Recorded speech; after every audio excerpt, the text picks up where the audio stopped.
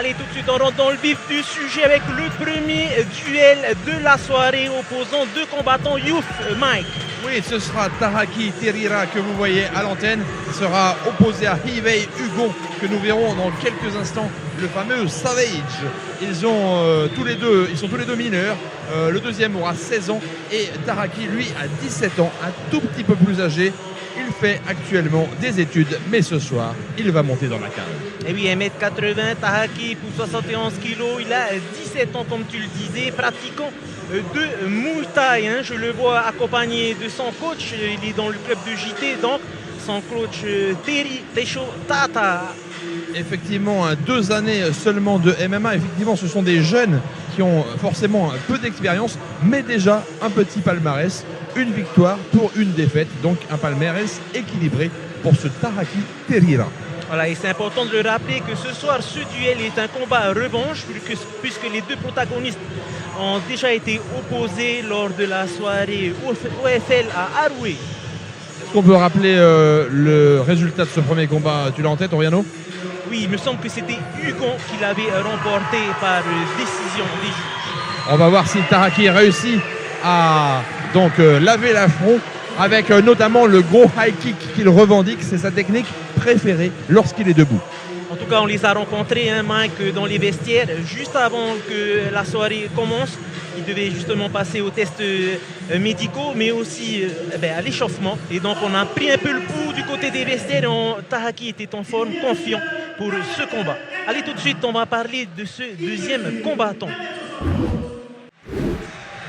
Et oui, Hivei Hugon dit Savage, 1m73 pour 68 kg.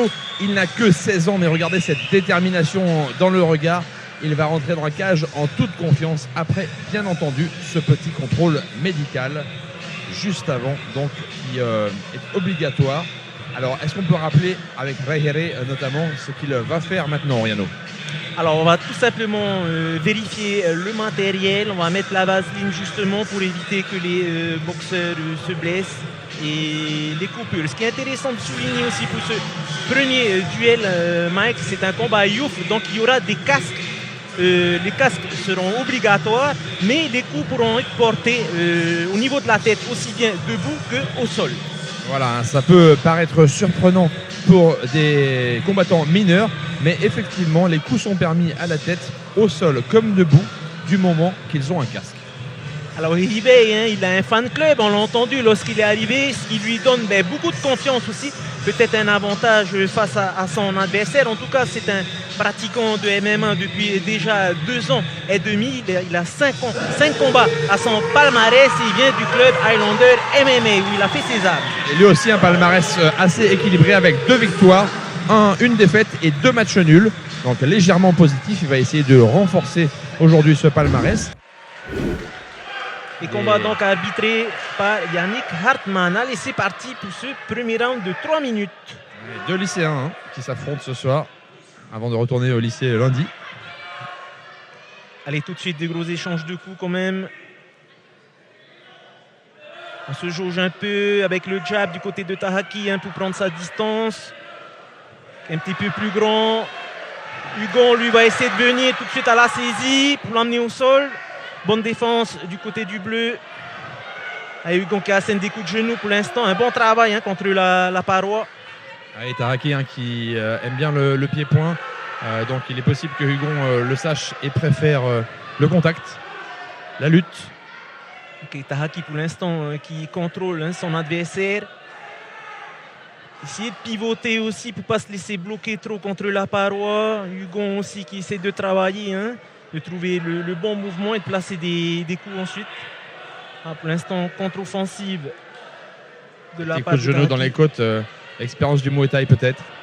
Oui, on va rappeler que Taraki vient du Muay Thai aussi, avec le club de JT. Ils ont un coach spécialisé dans le Muay Thai et c'est reparti avec des coups de genoux, comme dans le style Muay Thai avec un high kick qui est parti là. Et c'est parti pour un enchaînement pied-point. Oh! On a vu que Hugon n'avait pas tellement bougé, pas tellement esquivé. Je ne sais pas s'il a été légèrement sonné par cette série de coups aux côtes, mais aussi au visage de Taraki. Taraki qui met de la pression pour l'instant.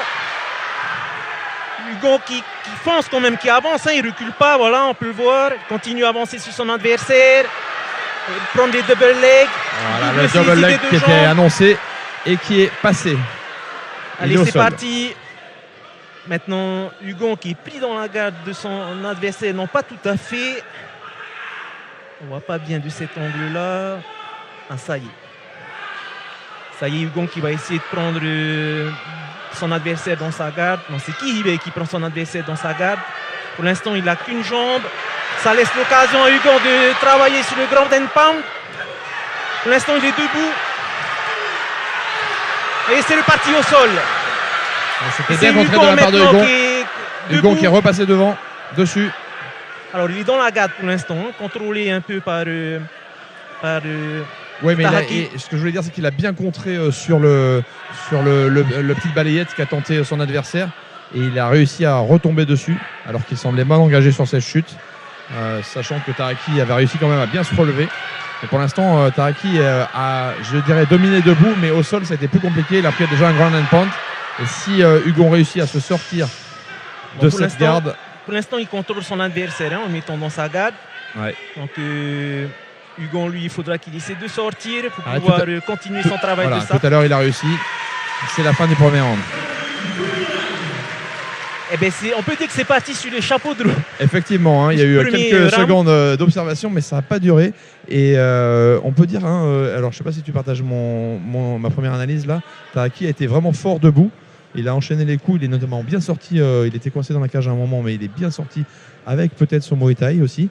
Donc il a envoyé une pluie de coups, mais dès que Hugon a réussi à le mettre au sol, il a enchaîné lui un ground and pound.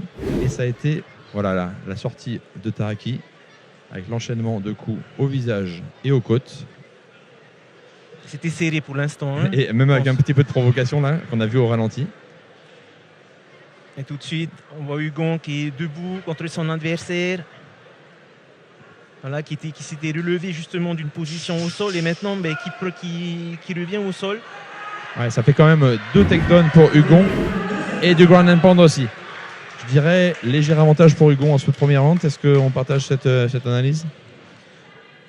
On verra, on attendra les expertises de BTO qui va nous rejoindre au 4e combat. Mais en tout cas, pour moi, je ne veux pas m'avancer, mais c'était un round qui était serré quand même. Hein. On va voir comment les arbitres et les juges, ils ont vu ça. Effectivement, pas de domination très nette pour ce premier round. On va voir donc comment le deuxième va commencer avec une petite mise au point, semble-t-il, de Yannick Hartmann en ce début de deuxième round.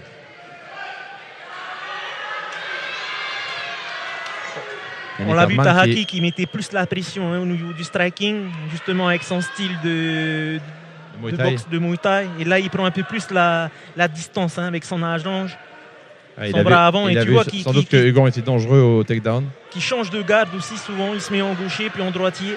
Et voilà, justement, Hugon qui retente un takedown avec un double leg. Oh, il y a un super renversement là. C'était un beau contre. Taraki là qui est en train de verrouiller l'étranglement. Attention, une genre de guillotine à l'envers qui a été contrée. Qu'est-ce qui se passe? Le combat a été arrêté. Le casque a sauté de Hugon.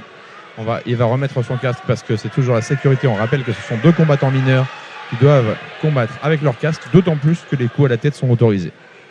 Oui, question de sécurité, bien entendu.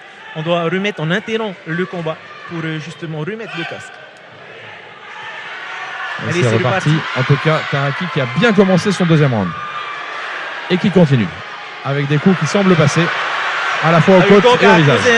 Qui a accusé un coup là à la tête, mais il continue à avancer. Continue à avancer. Et il continue à tenter des double legs. Le double leg de son adversaire.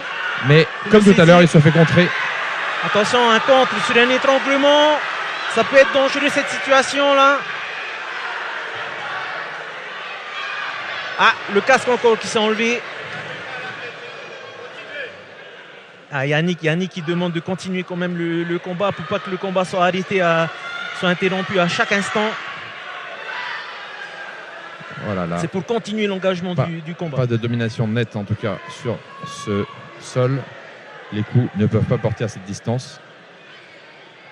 Taraki qui maintient sa garde vers son adversaire. Donc il contrôle son adversaire. Il serre à fond les flancs. Ouais. Et empêcher tout essayer de se relever. Ouais, difficile début de deuxième round pour Savage Hivei Hugon. Taraki a pris la mesure de son adversaire dans ce début de deuxième round. On va voir si ça continue. Et ça fait 2 fois de suite que Hugon perd son casque. On va essayer de l'attacher mieux. Et surtout de retrouver un petit peu de lucidité. Parce que s'il était bien dans le premier round, là c'est un petit peu plus dur. Et Taraki qui profite bien de son allonge, on le voit avec sa main avant là qui change souvent de côté. Un coup il se met en droitier, un coup en gaucher. Et voilà maintenant coup de poing retourné. Digne du style de Muay Thai. Attention. Et le même style, Hugon qui va chercher le double leg pour aller au sol. Alors là, ce sont deux styles très marqués. Hein. Hugon qui cherche toujours le double leg et le sol, tandis que Taraki préfère garder un peu sa distance, rester debout. Ah, à nouveau, maintenant c'est Taraki qui semble avoir un des problèmes avec son casque. Et Hugon qui continue à frapper. Il essaie de s'enlever de la garde de son adversaire, qui l'empêche d'évoluer. Voilà, Taraki qui défend bien au sol quand même. Il n'y a pas vraiment, il a du mal à placer des grosses prises de grappling pour l'instant pour être noté. Oui, il n'y a pas grand chose qui passe là au sol, on peut dire. Oh, le casque à l'envers là, c'est compliqué. Il ne faudrait pas qu'il soit gêné pour respirer non plus. Mais s'il ne se passe rien, voilà. Prise de 2 jambes, qui fait tomber son adversaire, qui n'a pas abouti. Hugon qui retourne au sol. Et fin de ce deuxième round. Hugon qui a mieux fini son deuxième round qu'il l'avait commencé. Et de fait, c'est à nouveau un round à peu près équilibré, puisqu'il a été dominé assez nettement par Taraki en début de deuxième round, mais un petit peu rattrapé sur la fin avec ce double leg réussi de Savage Hivei Hugon. Et puis beaucoup de pertes de casque. À la fin, c'est Taraki qui a commencé à le perdre, mais 2 fois, il était tombé du côté rouge. Tout donné dans ce troisième round, peut-être pour soumettre ou mettre KO leur adversaire.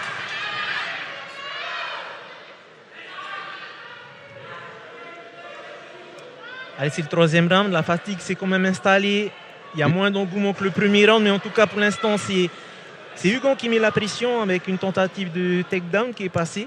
Toujours à l'initiative et toujours sur du double leg en takedown, mais toujours bien défendu par Taraki, qui à chaque fois réussit à maîtriser son adversaire au sol et qui parfois contraint Yannick Hartmann, le secrétaire de la fédération, également arbitre ce soir, à relever les adversaires parce qu'il ne se passe pas grand-chose au sol. La configuration des 2 premiers rounds ne bouge pas. C'est peut-être un peu mieux, il a encore perdu son casque. Là on voit que Yannick il laisse continuer le jeu. Il ne faut pas qu'il y ait d'interruption. C'est vrai que Hivei là ne risque pas grand-chose au niveau de son visage. Allez, Hugon là qui doit essayer de passer la jambe au-dessus du torse de son adversaire pour passer en grand end pound. C'est la stratégie pour l'instant. Mais pour ça, il faut utiliser son poids, il faut utiliser quelques frappes, déstabiliser son adversaire. Voilà, on voit les petites frappes là de côté, dans les flancs. Et Taraki qui réussit à résister. Un bon travail de défense du côté de Taraki. C'est bien défendu, il est toujours dessous, mais il ne prend pas grand-chose. Et Hugon qui donne le rythme là, depuis ce troisième round. Mais les frappes ne portent pas tellement, donc je ne sais pas de quelle manière ça va être compté. C'est sûr qu'il domine ce troisième round pour le moment, mais sans faire trop de mal à son adversaire. Qui défend bien au sol, mais qui ne peut pas reprendre l'initiative pour le moment. Évidemment, son atout à lui, Taraki, c'est plutôt debout, avec son expérience de Muay Thai. Voilà, toujours la même configuration pour Taraki, qui préfère rester en défense. Voilà, il repousse maintenant son adversaire. Et Yannick Hartmann qui demande aux combattants de se lever pour remettre leur casque. Remettre leur casque et remettre le combat en jeu debout, il me semble. Voilà, difficile de trouver une solution. Les 2 adversaires finalement ont un jeu assez lisible. L'un tente le takedown en double leg, l'autre essaye de rester un petit peu debout et à distance. Mais voilà, à nouveau le double leg de Hugon, comme peut-être 7 ou 8 fois depuis le début du match. Et le même contre. Un autre contre. Ouais. Attention, Les enchaînements du côté de Taraki. Allez, l'enchaînement dans les 30 dernières secondes pour renverser la tendance. Taraki qui provoque un petit peu. Il reste calme, Hugon. Il ne va pas chercher. Il sait que il ne va pas essayer d'avoir... Qu'est-ce qui se passe? Ça, c'est un geste qui n'est pas très fair-play. On ne sait pas trop ce qui s'est passé du côté de Taraki. Je ne sais pas si ça va être sanctionné. Est-ce qu'il y a eu un coup bas ou quelque chose?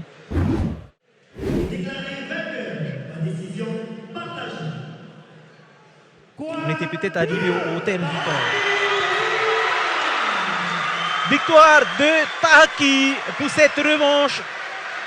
Et oui, le Muay Thai il a donc emporté sur les jolis takedowns quand même de Hugon. Un combat qui était relativement équilibré tout de même. Un beau combat d'ouverture. On va donc interviewer Taraki. Et peut-être Yannick Hartmann également pour en savoir un petit peu plus sur ce qui s'est passé en fin de combat. Voilà, et Taraki, un superbe geste d'honneur, de fair play, qui salue son adversaire, son courage.